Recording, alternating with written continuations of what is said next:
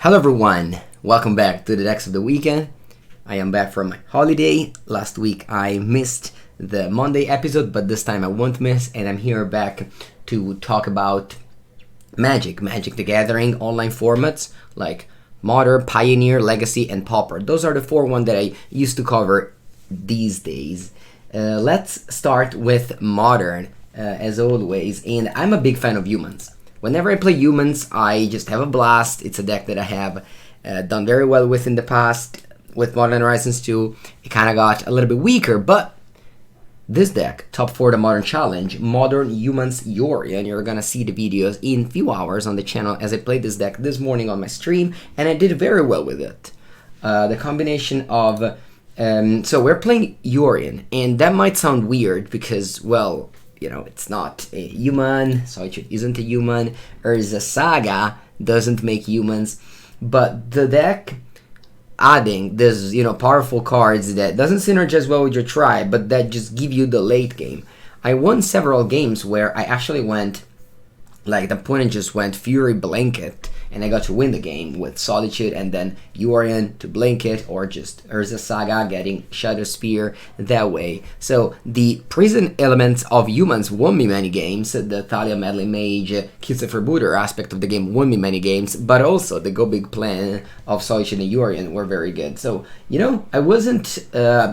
I was pretty skeptical when I first played this deck, but it played very, very well, and I am excited to bring it to you later today. But then again, in my Decks of the Weekend, this is definitely a deck that if you are a Humans fan and you don't mind spending...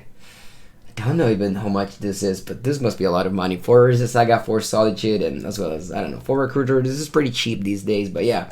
If you don't mind spending some extra money, this deck is a very good version of Humans. Might even be the best one I've played recently. I remember playing a Power of Heroes one. I wasn't really convinced with that one, but this one was good. Humans Yorion, I think it's a good Modern deck, but the most important modern event that happened this weekend isn't the challenge, but it was the showcase. So the showcase qualifier is an event where around 30 people are qualified, 24 of which top 8'd the 3 showcase challenge that happen every month, and the winner of this tournament, Claudio H, will go to the 8 people tournament where the winner will be the Mox champion, and that happens at the end of every 3 months with all the various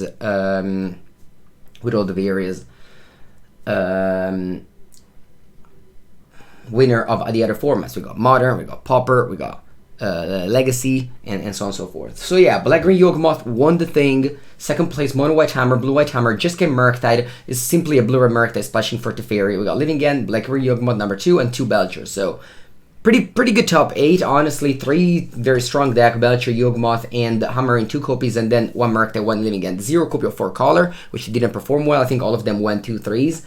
But yeah, this is definitely a pretty cool event, and congratulations to Claudio H, which is the winner of the Modern Showcase. We also had a Pioneer Showcase last weekend, and the Pioneer Showcase was won by Mono Green Devotion, Cherry X-Man, an English player in the final against Bolovo, Thiago Saporito from Brazil, that was playing Yorion, blue-white control. So once again, both formats, a pretty established deck at the top. You see the Reckless Midrange, Mono Green Devotion, Blue-White Control, Blue-Red Phoenix, kind of like the decks that you would expect at the top, with the winner being Mono Green Devotion.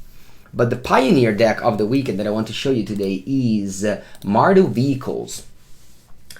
Wait a second, it's a Mardu Vehicles, this is Mardu Greasefang. I know, I just tricked you into this, but no, it is Mardu Greasefang, Mardu Vehicles. This is a good friend of mine, Anthony Lee, MTG Bent card. He won a RCQ in Australia with this deck, and he's a very good friend of mine. We are, in fact, starting a podcast very soon. This is just some early news, but it should happen. It should happen very soon. It's going to be me, him, and Javier, and he won a PPTQ with this deck playing the combination of Greasefang and Parhelion. The Greasefang deck of choice in Pioneer, it's usually Abzan. You use Izika's Chariot, and you use City Wayfinder and the green and black card that puts in your Parhelion in the graveyard that use Greasefang to bring it back. Whereas this deck is more aggressive. You have Season, Hallowblade, and Bloodtide Harvester and Hazred the Fervent. And all of these cards are good to discard your Parhelion from hand so that you can reanimate it. I also played a league with this deck that's gonna come out tomorrow, and I've had games where when turn 2 Hollowblade, turn 3 discard Parhelion or Sky Sovereign and reanimate it. And reanimating Sky Sovereign is basically like when you reanimate, evoke a Fury. You just kill 2 things and attack for 6, and that's pretty huge. I meant to say ephemerate a Fury or a Solitude. The deck is also just removal spell, like Rakdos Midrange with Thoughtseize, Push, Dreadbore. You also have Harvester and Fable. Fable, I haven't mentioned it yet, but it's clearly the card that made this deck playable. If it wasn't for Fable, you wouldn't play red. Every other card is fine, but the Fable is definitely the reason that push you to choose red over green in Anthony case. You have Go Blank and Hearse in the side for the ease of matchup, and you have some anti-control card like Obnixilis, Karn, and of course some more removal spell that are always good against the very many aggro decks of the format. This deck was cool. Again, I've already made a league with this deck. It performed very well, so it's gonna come out tomorrow. Definitely check it out. Greasefang Okiba Boss is a very cool card. I haven't explained it yet, but you basically just reanimate a Parhelion or a Sky Sovereign, give it haste, and can crew them in begin combat and attack. So that's very powerful. It can really just go off, baking to 8/4/4 Angels.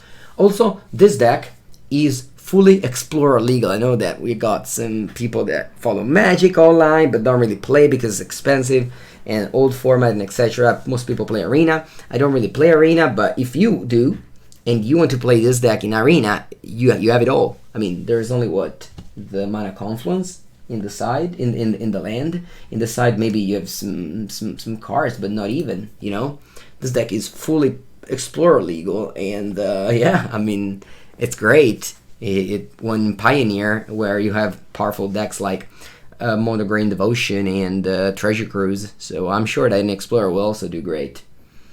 Let's now go on to Pauper. Pauper is a format that is different than Paper Pauper, because in Paper Pauper you don't have the initiative cards, and the initiative cards are very strong.